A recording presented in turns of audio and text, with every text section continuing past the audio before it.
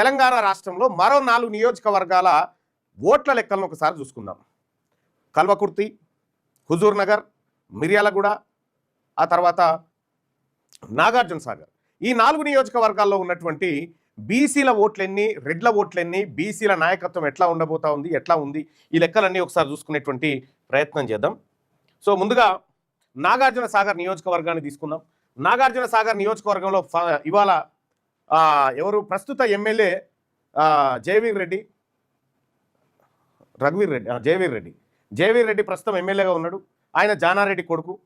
So Jana Reddy కంటే ముందు జానారెడ్డి కొన్ని రోజుల పాటు చేసిన తర్వాత నోముల భగతు, ఆ తర్వాత నోముల నరసింహయ్య, వాళ్ళ తర్వాత నిమ్మల రాములు లాంటి వాళ్ళు చాలా లెజెండరీ లీడర్స్, బీసీ లీడర్స్ ఇక్కడ నాగార్జున సాగర్ నియోజకవర్గంలో ఉన్నారు. సో జానారెడ్డి కుటుంబం వాళ్ళు పట్టేదారులు అయినట్టుగా నాగార్జున సాగర్ నియోజకవర్గం, అంతకంటే ముందు చెలకుర్తి నియోజకవర్గంలో వీళ్ళంతా పెద్ద పట్టేదారులు అయినట్టుగా, ఇంకా వీళ్ళు తప్ప ఇంకా ఏమీ లేదు ఈ రాష్ట్రానికి, వీళ్ళే గతి ఈ నియోజకవర్గానికి అనేటట్టుగా యాక్టింగ్ చేశారు. కానీ నాగార్జున సాగర్ నియోజకవర్గంలో ఉన్నటువంటి బీసీ ప్రజలారా, ఒకటి నిమ్మల రాములు. ఇలా నాగార్జున సాగర్కు ఆ కాలువలు వచ్చినాయంటే నిమ్మల రాములు పుణ్యం. నిమ్మల రాములు గౌడ సామాజిక వర్గం బిడ్డ, అక్కడ ఎమ్మెల్యేగా పనిచేసినటువంటి వ్యక్తి. ఆ నిమ్మల రాములు కుటుంబానికి 100 ఎకరాలు ఉండే, జానారెడ్డి కుటుంబానికి 1 ఎకరం ఉండే. నిమ్మల రాములు ఎమ్మెల్యేగా పనిచేసి ప్రజాసేవ చేసి 100 ఎకరాలను 1 ఎకరానికి తెచ్చిండు. జానారెడ్డి దోపిడీకి తెగబట్టి 1 ఎకరాన్ని 100 ఎకరాలు చేసుకున్నాడు. ఇది నాగార్జున సాగర్ నియోజకవర్గంలో జరిగినటువంటి ఫ్యాక్ట్. ఇది ఎవరో కాదు, నిమ్మల రాముల కుటుంబం మొత్తం ఎక్స్ప్లెయిన్ చేసింది ఏం జరిగింది అనేది. నిమ్మల రాముల ఇంట్లో ఆ మూలకు చెప్పులిడిచే స్టాండ్ కాడ అనుకుంటాడట జానారెడ్డి, అన్న అనుకుంటా.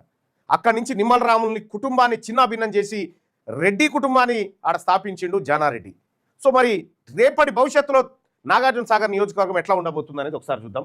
ఇది నాగార్జున సాగర్ నియోజకవర్గం. నాగార్జున సాగర్ నియోజకవర్గం అసెంబ్లీ నెంబర్ వచ్చేసి 87. గతంలో ఇది చెలకుర్తిగా ఉండేది. ఇది నల్గొండ జిల్లాకు వస్తుంది. అంటే ఇది జనరల్ స్థానం.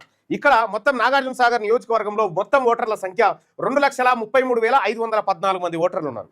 మొత్తం నాగార్జున సాగర్ నియోజకవర్గంలో 2,33,514 మంది ఓటర్లు ఉంటే అందులో బీసీ ఓటర్లు 1,27,408 మంది.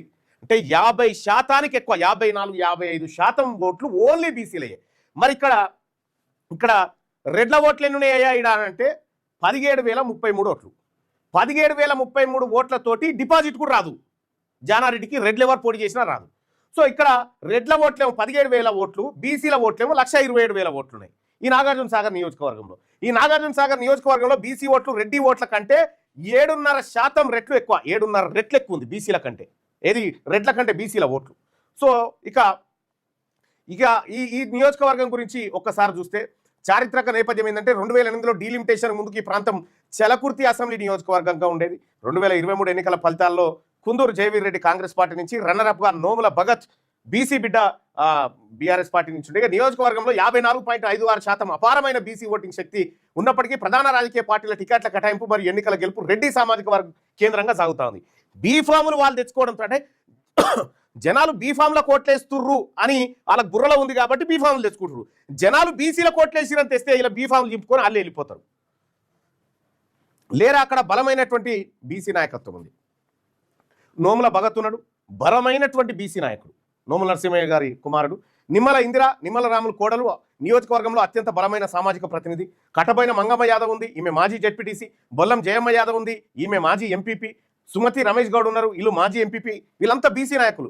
రమేష్ ముదిరాజు ఉన్నాడు, మాజీ జెడ్పీటీసీ. గాలి రవికుమార్ మాజీ జెడ్పీటీసీ. పొలగాని వెంకటేష్ గౌడ్ ఈయన గౌడ సామాజిక వర్గంలో చురుకైనటువంటి యూత్ లీడర్. గూడుగుంట్ల శ్రీనివాస్ గౌడ్ ఉన్నాడు, గౌడ సామాజిక వర్గం. ఇంత బలమైనటువంటి బీసీ నాయకత్వం ఇక్కడ నాగార్జున సాగర్ నియోజకవర్గంలో ఉంది. నాగార్జున సాగర్ నియోజకవర్గంలో 54.56% పైగా ఉన్న బీసీ ఓటింగ్ శక్తి మన సొంతం. ముదిరాజు, యాదవ్, గౌడ మరియు ఇతర అన్ని బీసీ సామాజిక వర్గాల ఐక్యత ఆధారంగా ఈ బలాన్ని సంఘటితం చేయబోతా ఉన్నాం 2028లో. ఇక్కడ జనాభా ఉంది మనది, నాయకత్వం ఉంది, బీఫాములు కూడా మనయే ఉన్నాయి. ఇక మిగిలింది ఇదే. దీన్ని 2028లో కొల్లగొట్టబోతా ఉన్నాం. ఇది నాగార్జున సాగర్ నియోజకవర్గానికి సంబంధించినటువంటి లెక్క. ఇంకా ఒకసారి హుజూర్ నగర్ నియోజకవర్గాన్ని తీసుకుందాం. హుజూర్ నగర్ నియోజకవర్గం మీ అందరికీ తెలుసు. ఫస్ట్ హుజూర్ నగర్ ఉండే, తర్వాత హుజూర్ నగర్ క్యాన్సిల్ అయిపోయి మళ్ళీ కోదాడలో కలిసింది, మళ్ళీ తర్వాత హుజూర్ నగర్ నియోజకవర్గంగా మారింది. ఈ హుజూర్ నగర్ నియోజకవర్గంలో ప్రస్తుతం ప్రాతినిధ్యం వహిస్తున్నది ఎవరు? ఉత్తమ్ కుమార్ రెడ్డి గారు, పౌర సరఫరాల శాఖ మంత్రిగా ఉన్నటువంటి ఉత్తమ్ కుమార్ రెడ్డి గారు ఇక్కడ ఈ నియోజకవర్గంలో ఎమ్మెల్యేగా ప్రాతినిధ్యం వహిస్తా ఉన్నాడు. సో ఇక్కడ మరి రెడ్డి ఓట్లు ఎన్నున్నాయి? ఇదే హుజూర్ నగర్ నియోజకవర్గంలో మొత్తం ఓట్లు ఎన్ని రెడ్డి ఓట్లు మొత్తం ఓట్లు వచ్చేసి 2,47,708 ఓట్లు. మొత్తం హుజూర్ నగర్ అసెంబ్లీ కాన్స్టిట్యున్సీలో 2,47,708 ఓట్లు రెడ్ల ఓట్లు ఉన్నాయి. మొత్తం ఓట్లలో ఈ 2,47,000 ఓట్లలో రెడ్ల ఓట్లు 18,000 ఓట్లే, 18,522 ఓట్లు అంతే రెడ్లై. ఇంక జల్లెడ పట్టినా లేవు. 18,522 ఓట్లు మాత్రమే రెడ్డోళ్ళై 2,47,708లో. ఇక బీసీల ఓట్లు చూడుర్రి, 1,30,459 ఓట్లు ఓన్లీ బీసీలే. 1,30,450 ఓట్లు ఓన్లీ బీసీలయే ఈ ఏది హుజూర్ నగర్ నియోజకవర్గంలో. రెడ్ల ఓటర్ల కంటే బీసీలు 7 రెట్లు ఎక్కువ, 7 రెట్లు రెడ్ల కంటే బీసీలు 7 రెట్లు ఎక్కువ ఉన్నారు ఇక్కడ ఈ నియోజకవర్గంలో. 1952 నుంచి 72 వరకు మొదటి సాధారణ ఎన్నికల నుండి స్థానిక ప్రాతినిధ్యం కొనసాగింది ఇక్కడ. ఆ తర్వాత 1978 నుంచి 2004 నియోజకవర్గం ఈ కాలంలో ఈ నియోజకవర్గం రద్దయింది. హుజూర్ నగర్ ప్రత్యేక గుర్తింపు కోల్పోయి కోదాడలో విలీనమైంది. ఆ తర్వాత 2019లో ఉప ఎన్నిక శానంపూడి సైదిరెడ్డి విజయం సాధించాడు. ఇక్కడ రాజకీయ ఆధిపత్యం మీరు ఒక విషయాన్ని గమనిస్తే 2018లో అసెంబ్లీ ఎన్నికలు జరిగాయి కదా. అసెంబ్లీ ఎన్నికల్లో కాంగ్రెస్ పార్టీ నుంచి అక్కడ ఉత్తమ్ కుమార్ రెడ్డి గెలిచిన తర్వాత ఉత్తమ్ కుమార్ రెడ్డి ఏం చేసిండు, గెలిచిన కేంద్రంలో కాంగ్రెస్ పార్టీ అధికారంలోకి వస్తే కేంద్ర మంత్రి పదవి అందుకోవాలని చెప్పి ఇక్కడ ఉన్నటువంటి ఎమ్మెల్యే పదవికి రాజీనామా చేసి నల్లగొండ ఎంపీగా పోటీ చేసి గెలిచిండు. అయినా లాభం లేకుండా పోయింది, అక్కడ రాలే. చూసిరా, వాళ్ళు పవర్ కోసం ఆల్రెడీ ఉన్న టికెట్కు రాజీనామా చేసి వాళ్ళకి కావాల్సింది. మరి నేను హుజూర్ నగర్ ప్రజలకు అండగా ఉంటా అని ఎన్నికల్లో ఓట్లేసుకొని గెలిపించుకున్నాను కదా. తర్వాత ఏమైంది, హుజూర్ నగర్ ప్రజలను ఒక తన్నుదాన్ని రాజీనామా చేసి ఇటు వెళ్ళిపోయాడు. తర్వాత శానంపూడి సైదిరెడ్డి విజయం సాధించిండు. 2019 ఉప ఎన్నికల్లో సాధించిండు. బట్టి విక్రమార్క అప్పటికి సిఎల్పి లీడర్గా ఉంటే మొత్తం ఉత్తమ్ కుమార్ రెడ్డి రాజీనామా చేయగానే కేసీఆర్ అందరు లాక్కుంటారు, సిఎల్పిని విలీనం చేసిరన్న. అంటే రెడ్లు తమ రాజకీయం కోసం ఎవరినైనా బలిస్తారు, ఏ పార్టీనైనా బలిస్తారు. రేపు కాంగ్రెస్ పార్టీ, బీజేపీ, బీఆర్ఎస్ కాదు, ఈ పార్టీల బొనిగ బిస్కితే కూడా మీకు అధికారం వస్తుందంటే బొనిగ బిస్కేస్తారు వీళ్ళు, ఆ టైప్ అన్నట్టు. ఇక్కడ 2009లో ఈ నియోజకవర్గం మళ్ళీ ఏర్పడ్డ తర్వాత ఇక రాజకీయ ఆధిపత్యం ఉత్తమ్ కుమార్ రెడ్డి అక్కడ 2009, 14, 18 3 సార్లు గెలవడం జరిగింది. మన 23లో 4వసారి గెలవడం జరిగింది. ఒక్కసారి అక్కడ శానంపూడి సైదిరెడ్డి విజయం సాధించడం జరిగింది. అంటే బీసీల కోట ఇది, బీసీల ఓట్లు. కానీ 18,000 ఓట్లు లేనటువంటి రెడ్లు అక్కడ ఎమ్మెల్యే అవుతా ఉన్నారు. 2028లో ఈ మార్పు ఇప్పటికే ఆయన గమనించి ఇక నేను ఎన్నికల్లో పోటీ చేయనని చెప్పుకొచ్చింది. ఆయన కూడా తొందరగా మేల్కొన్న యాదవ్ ఆయనే, ఏది ఎమ్మెల్యే ఆయనే. ఇక్కడ స్థానిక పాలనలో బలమైన బీసీ నాయకత్వం ఎవరు అంటే జక్కుల వెంకయ్య యాదవ్ ఉన్నాడు, మాజీ మున్సిపల్ చైర్మన్. పిల్లుట్ల రఘు ఉన్నాడు, నాయ బ్రాహ్మణ సామాజిక వర్గం. దొంతగాని శ్రీనివాస్ గౌడ్ ఉన్నాడు, ప్రస్తుతం మున్సిపల్ చైర్మన్. మధ్య లింగయ్య పెరిక సామాజిక వర్గంలో స్ట్రాంగ్ లీడర్. కాసో శంకరం ఉంది, తెలంగాణ అమరవీరుడు శ్రీకాంత శారచల్లి. గూడెపు శ్రీనివాస్ రజక సామాజిక వర్గం, మాజీ మున్సిపల్ చైర్మన్. వీళ్ళంతా బలమైన బీసీ నాయకులు. వీళ్ళని ఏం చేస్తారంటే ఈ రెడ్లు ఏం చేస్తారు, వీళ్ళ కిందికి వెళ్ళేగా లాక్కుంటారు. వీళ్ళు ఎన్నికల నాటికి బలపడకుండా చాలా జాగ్రత్తగా లాక్కుంటారు. ఈ చిన్న అంశాలకు వాళ్ళ దగ్గర పోయి మనల్ని చేస్తూ ఉంటారు. కానీ ఇప్పుడు పరిస్థితి మారింది, బీసీల నాయకత్వం బలంగా ఉంటుంది కాబట్టి ఇంత బలమైనటువంటి నాయకత్వం అక్కడ హుజూర్ నగర్లో ఉంది. ఇంకా వీళ్ళు కాకుండా ఈరగాని నాగన్న గౌడ్ ఉన్న నియోజకవర్గంలో అత్యంత బలమైన బీసీ నాయకుడు, క్షేత్రస్థాయిలో బలమైన అనుచరగణం మరియు విశేష ప్రజాదరణ ఉన్నటువంటి వ్యక్తి. ఇక గొట్టె రామయ్య ఉన్నాడు, సీనియర్ బీసీ నాయకులు మరియు హుజూర్ నగర్ మాజీ సర్పంచ్, అప్పుడు గ్రామం ఉన్నప్పుడు సర్పంచ్ ఆయన. Jakkula Nageswararao Huzur Nagar municipal vice chairman, municipal పాలనలో కీలక నిర్ణయాధికారం కలిగినటువంటి వ్యక్తి. ఇంకా ఇది కాక హుజూర్ నగర్ లెక్క ఒక్కసారి చూస్తే బలమైన బీసీ ఓటు బ్యాంక్ ఉంది, బలమైనటువంటి ఓటర్లతో పాటు సగానికి ఎక్కువ ఓటర్లతో పాటు మనది నాయకత్వం ఉంది, నాయకత్వం రెడీగా ఉంది. ఆ తర్వాత బీఫాములు రెడీగా ఉన్నాయి బీసీలకు. హుజూర్ నగర్ నుంచి కానీ ఇక్కడ బీసీలకే బీఫాములు. రెడ్లు ఆ రెడ్డి బీఫామ్ను, వెలమ బీఫామ్ను, బాన్మన బీఫామ్ను పట్టుకొని వస్తారు. బీసీ బీఫామ్ తోటి ఈసారి మేము దిగబోతా ఉన్నాం హుజూర్ నగర్లో. సో ఓట్లు మాయే, నాయకత్వం మా వాళ్ళే, అక్కడ ఎమ్మెల్యే మావాడే. 2028లో జరగబోయేది ఇదే ఇక్కడ. ఇది హుజూర్ నగర్ నియోజకవర్గానికి సంబంధించినటువంటి అంశం. ఇక ఒకసారి మిర్యాలగూడ నియోజకవర్గాన్ని తీసుకుందాం. మిర్యాలగూడ నియోజకవర్గాన్ని మనం ఒకసారి చూస్తే మిర్యాలగూడ అసెంబ్లీ నియోజకవర్గం నెంబర్ 88 అది నల్గొండ జిల్లాలో ఉంది. బీసీ సామాజిక శక్తుల రాజకీయ ప్రాతినిధ్యం మరియు భవిష్యత్ వ్యూహం ఎట్లా ఉండబోతా ఉంది ఇక్కడ అనేది ఒకసారి చూస్తే ఈ మొత్తం మిర్యాలగూడ నియోజకవర్గంలో ఓటర్లు ఎంతమంది ఉన్నారు మొత్తం అనంటే 2,31,502 మంది. 2,31,502 మంది ఓట్లలో రెడ్ల ఓట్లు ఎన్ని ఉన్నాయంటే 16,887. 16,887 ఓట్లు రెడ్డి ఉన్నాయి. ఎన్లా 2,30,000 ఓట్లలో. వీళ్ళ తీసేయంగా మీ ఇంకెన్నో ఎన్ని మిగులుతాయి? వీళ్ళ 16 తీసేయంగా ఇంకా 2,15,000 ఓట్లు మిగులుతాయి. 2,15,000 ఓట్లు ఓన్లీ బీసీల, ఎస్సీల, ఎస్టీల వీళ్ళు ఎన్నుండే తీసి పక్కకు పెడితే గిన్నే. ఇందులో బీసీల ఓట్లు ఈ 2,31,000 ఓట్లలో 1,26,306 ఓట్లు బీసీలే. ఓన్లీ బీసీలు 1,26,306 ఓట్లు బీసీలే. ఇగో ఇది ఈ తక్కడ మీద మీరు చూడొచ్చు. రెడ్ల ఓట్లు ఇదో గివి, బీసీల ఓట్లు ఇదో గివి. రెడ్ల ఓట్ల కంటే బీసీల ఓట్లు 7.5 రెట్లు ఎక్కువ. మిర్యాలగూడ నియోజకవర్గం 7.5 రెట్లు. ఇక 1952లో ఈ నియోజకవర్గం పెద్ద మునుగాల నియోజకవర్గం కింద ట్రీట్ చేసేవాళ్ళు.